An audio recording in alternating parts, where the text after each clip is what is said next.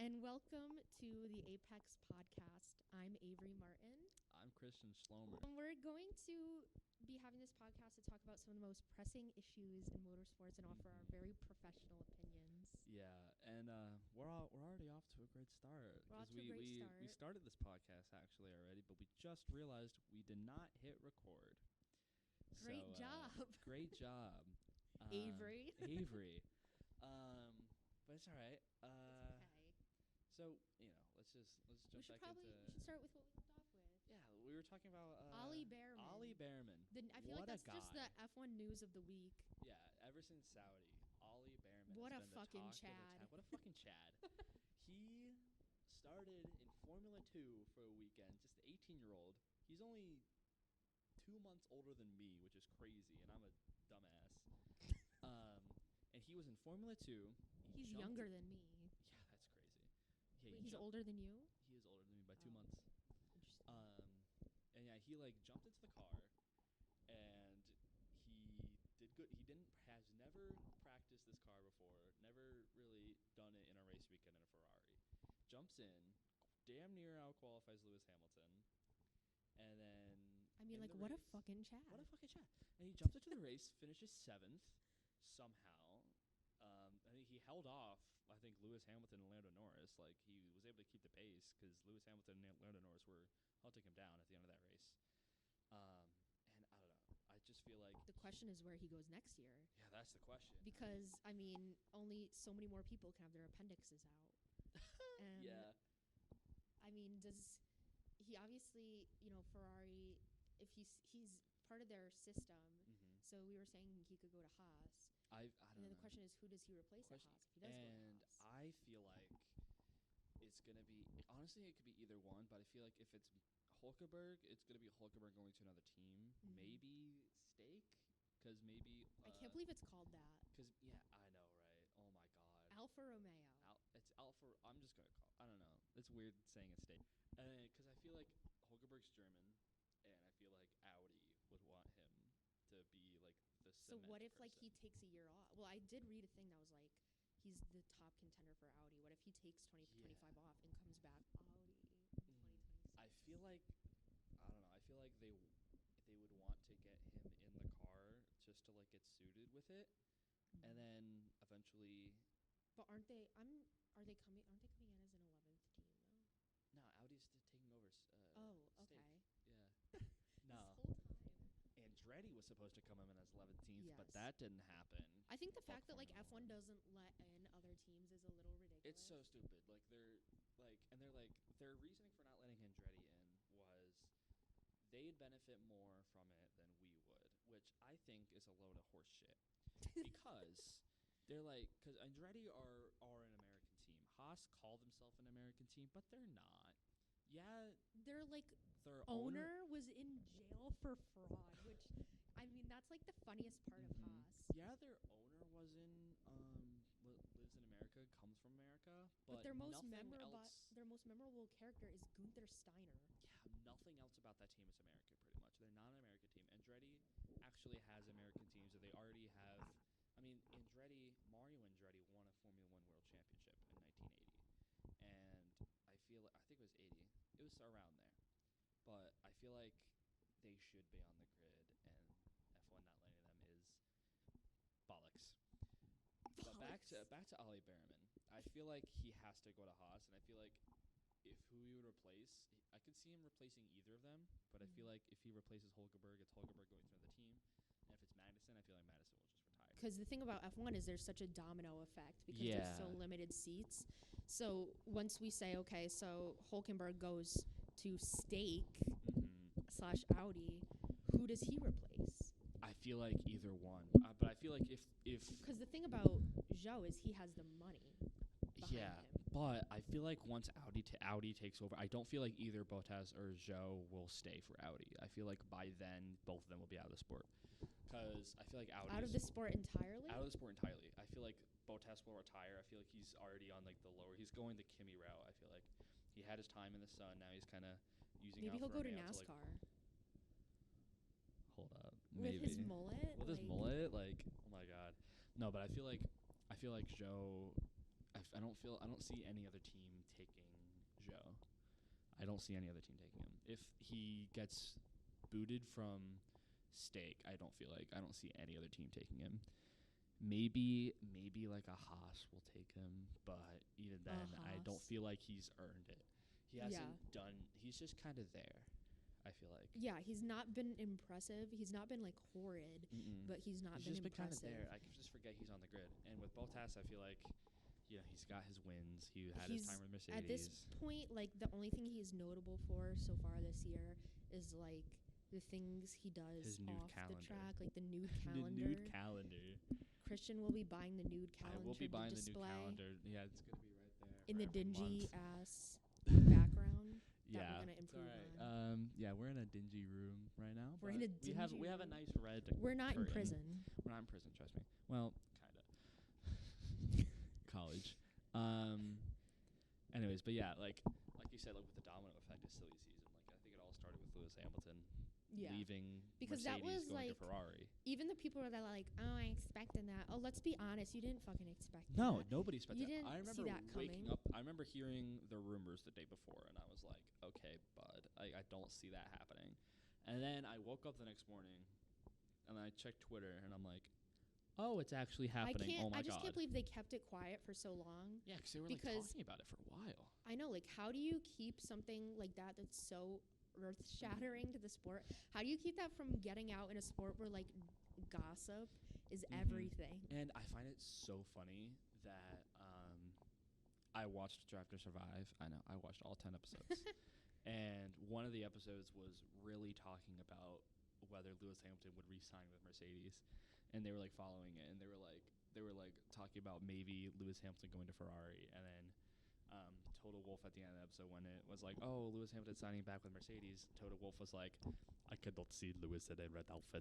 Oh my god, the impression. Like, I could not see Lewis in a red outfit.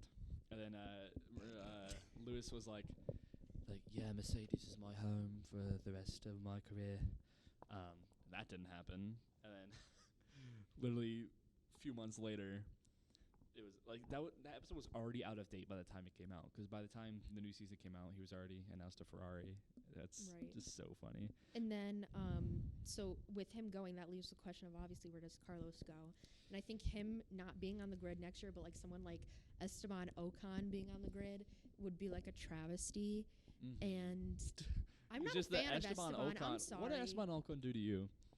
Anything he did to Pierre Gasly is what he did to me. Oh my God, I don't know. I feel like he's a good driver, but I feel like him like being on the grid, mediocre. I feel like Carlos not being on the grid, and like Zhou Guanyu or Logan Sargent being on the grid. Okay, like I cannot see a world where Carlos Sainz. So where do you think he goes? Because I don't see him. First of all, I saw a thing that was like, oh, maybe he'll go back to McLaren. I don't think he'll go back to McLaren. I think McLaren. I think they've got their guys lined up. I think McLaren's like thing with Piastri and Norris is that they're both very young. They're gonna be the future of McLaren, and the way Lewis has stayed the face of Mercedes for so many years now, that's gonna be them. I feel like those two will be the face forward for McLaren for the next like 10 years, because I don't feel like, unless something drastic happens, that McLaren just turns into like a real back marker like what happened with Alpine. I feel like then Lando will. Definitely Lando, maybe Oscar will try to shop around. I mean, people have always wanted to see Lando win a Red Bull, because I think people think that if you get Lando in a Red Bull, he'll challenge Max, which I don't entirely believe that. I can't see Lando. I feel like he'd be like Alex Albon levels. Like, yeah.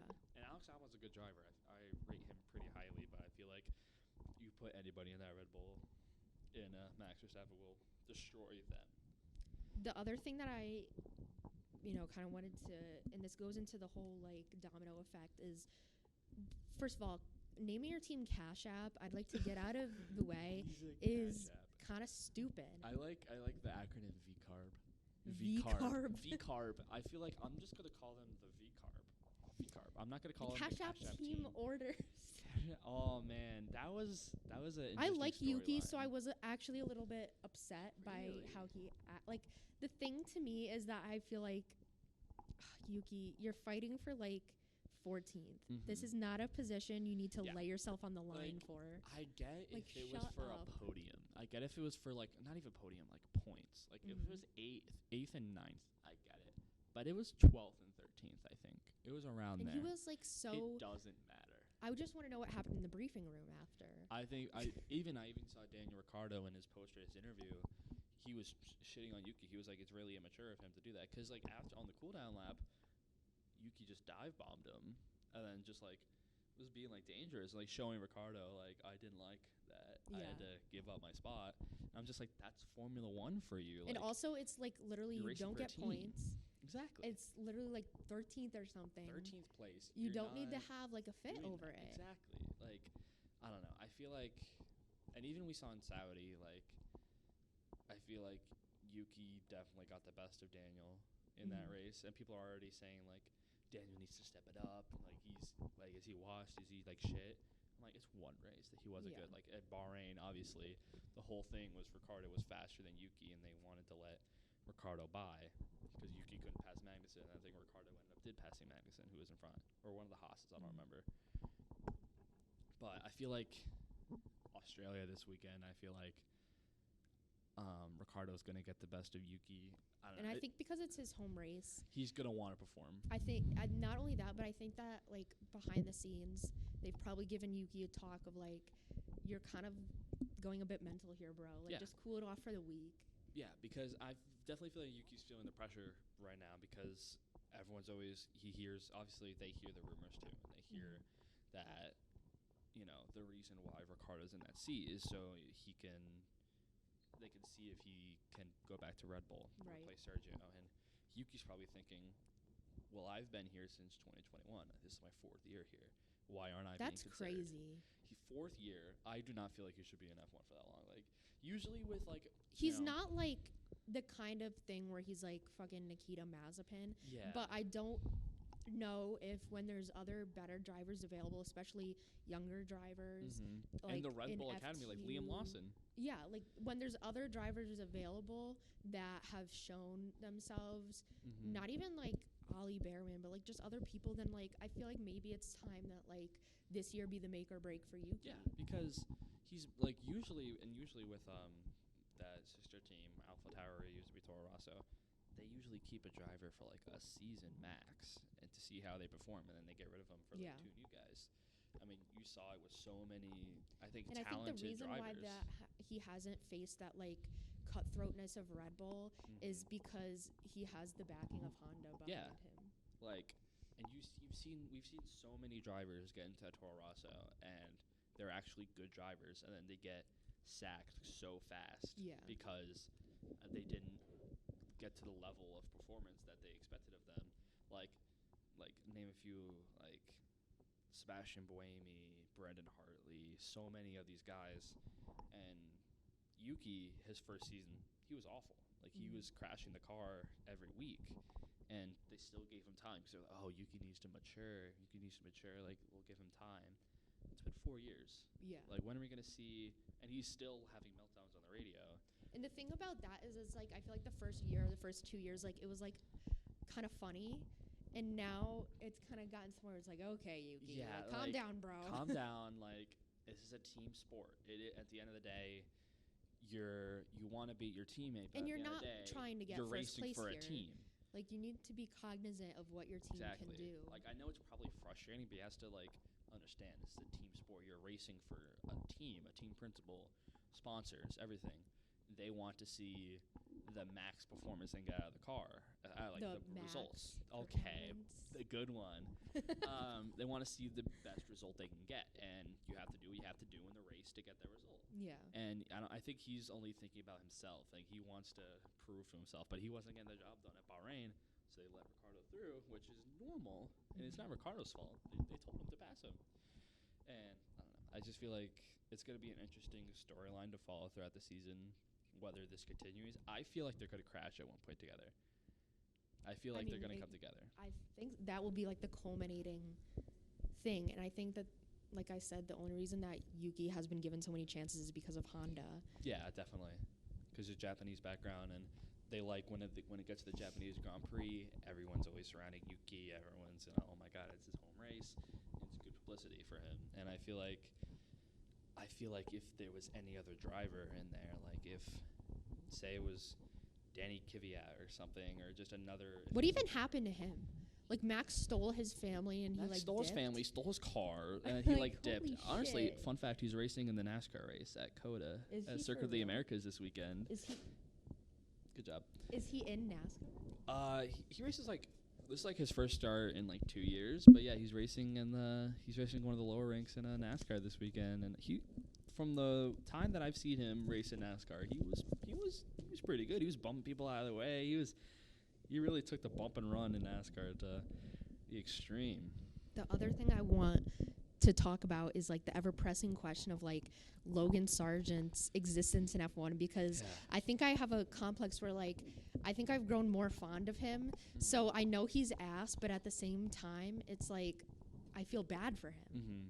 And I feel like... Plus, he would do fine. And, I can't see him... I know he's American and he's, from Florida, so he has, that Florida guy vibe. But at the same time, I can't see him being, a NASCAR type person. Fun fact, his brother was in NASCAR for a little bit. Really? His brother raced in NASCAR, yeah. I feel like Logan Sargent has this, something about him has this, he needs to be in, something other than NASCAR. I think he should be in IndyCar. I feel like Logan Sargent would be a good IndyCar driver. Because I think, he has the ability. I honestly feel like if he leaves F1, which I don't see him staying in F1 for that long, I could maybe see him staying another year, because I feel like Alex Albon might move on to something better. I feel like he could get... I honestly feel like he has a shot at the Mercedes seat. Alex Albon? I honestly... Do you think it's because George has That's who I'm pole? picking.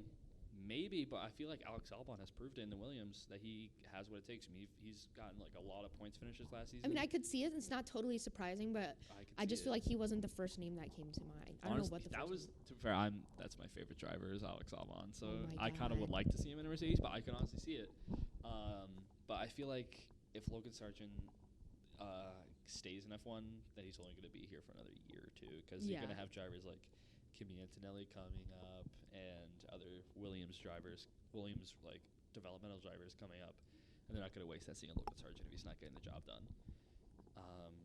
Yeah, Logan Sargent is an interesting one. He hasn't lived up to the hype. No. Which is very sad. It's very sad, and it sucks for us Americans, because that's our only American driver. But I feel like, everyone was so hyped, oh my god, we have an American driver on the grid, but I feel like everyone's forgotten about it. I feel like, I don't know, I feel like he's not the American superstar that we've been waiting for. I feel like that's not Logan Sargent. I feel like they Formula One and Williams and everyone saw, oh my God, there's a American driver who has won races in Formula 3, and they brought him up to Formula 2, and they were like, oh my God, he's won a few races in Formula 2, so let's bring him to F1. So they're like, oh my God, we finally have a American driver, but I don't feel like he was ready. I feel like this should have been his rookie year. I feel like they should have given Latifi maybe one more year, or brought someone.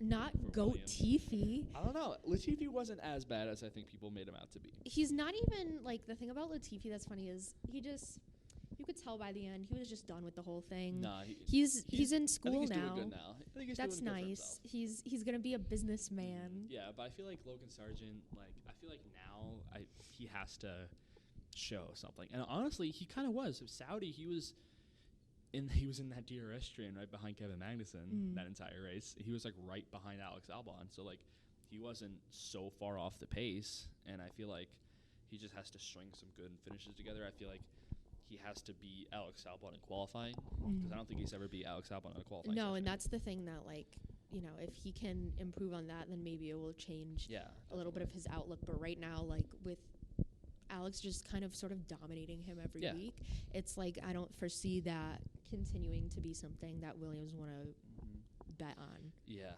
and I don't know. I feel like there are better drivers.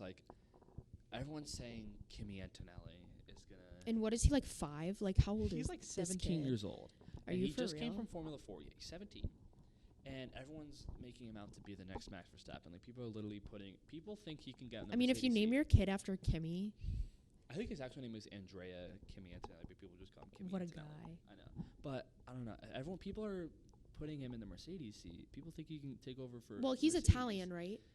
Yeah. I mean, I assume if your name's Antonelli. Antonelli. So I'm a little surprised he doesn't have some sort of Ferrari linkage. No, he's a Mercedes. But I believe that it's like a thing that Ferrari don't want an Italian driver because of like it's like I did read that there's like a superstition from like a long time ago. I have not. I don't remember the last time there was an Italian Ferrari driver. Besides, what was his name? Antonio Giovinazzi. He never drove for Ferrari, but he was always an Alfa Romeo. But he never like actually drove for Ferrari. And I believe it's true that like there's a superstition they don't want an Italian driver, which is kind of funny. But I'm surprised he has zero Ferrari backing. Yeah, he's a heavy Mercedes guy. But they brought him, like, people are basing him replacing Lewis Hamilton off of his Formula 4 results. Like, I get it was like really impressive and it was really good, but I'm taking it easy right now. Like, I've watched like the Formula 2 races. He wasn't like impressive.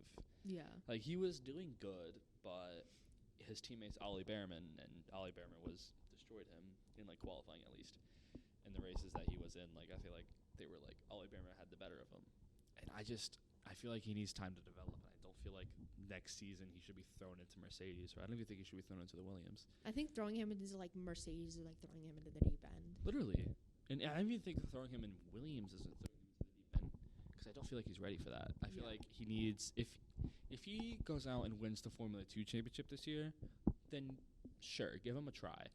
But if he finishes like fourth or fifth in there, I feel like he needs another season. I think putting any like 18-year-old in the pressure of like one of the like top 3 teams is like kind of setting them up to fail. Because everyone's going to be expecting like this kid to match George Russell. Right. And that's impossible. You can't do that like in your first year, having 1 year of Formula 2 experience and then trying to beat George Russell and matching what Lewis Hamilton was able to do.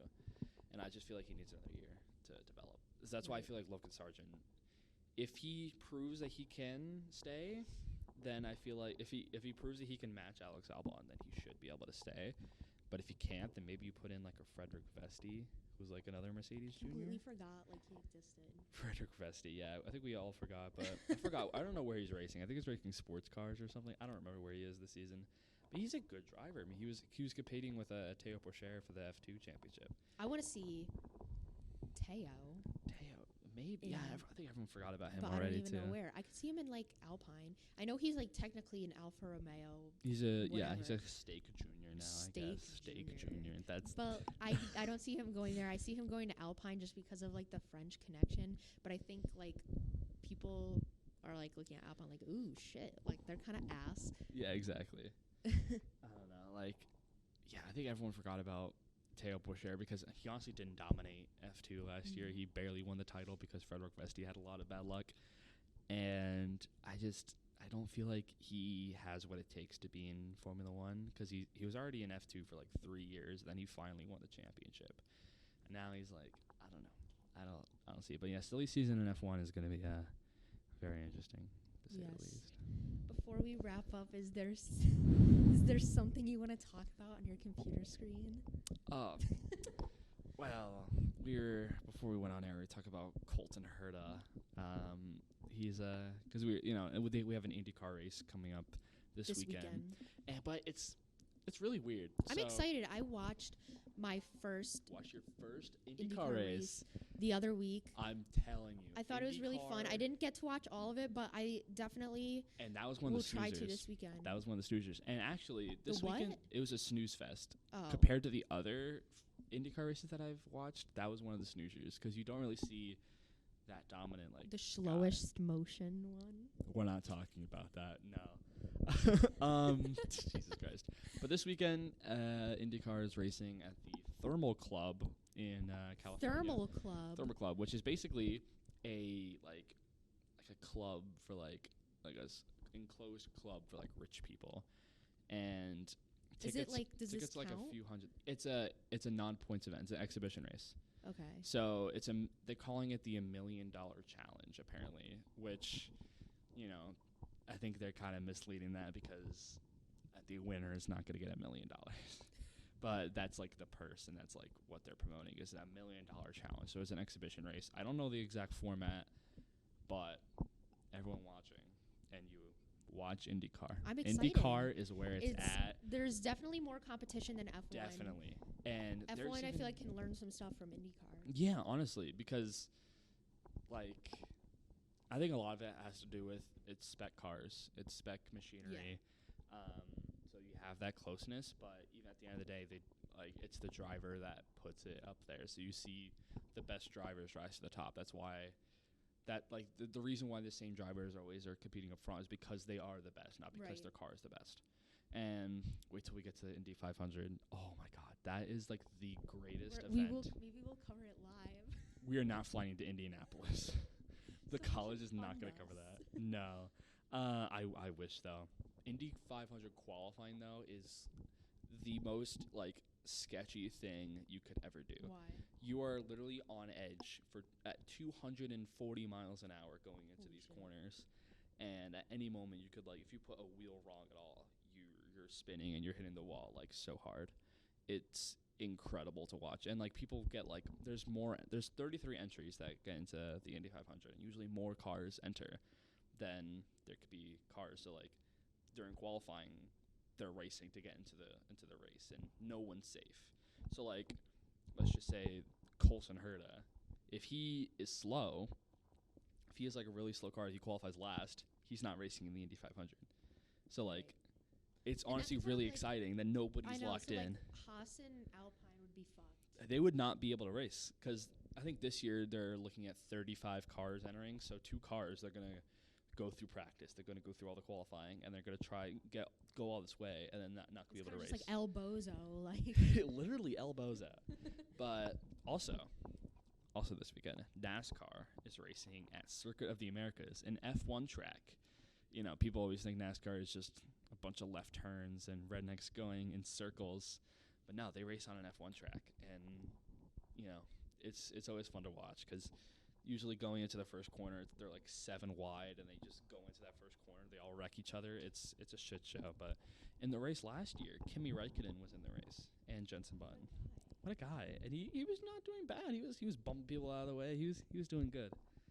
He asked for the drink. I don't remember if he asked for the drink, but no, he loved it. He even said he enjoyed racing in NASCAR. Him and Jenson Button said he enjoyed racing in NASCAR more than F1 because you could just have fun with it, and it's not the pressure, and you can just do whatever the fuck you want. So yeah, watch NASCAR and IndyCar and Formula One. The disaster that is the Australian Grand Prix at starting at midnight our time. What a time! Great. I mean, yeah, I would be up anyways at that time because I have a terrible sleep schedule. Well, anyways, that's been our first episode. Yeah. We'll try to do this every week. We'll try to do this every week, but we'll see where we go. This is our first episode, so we'll see where it goes.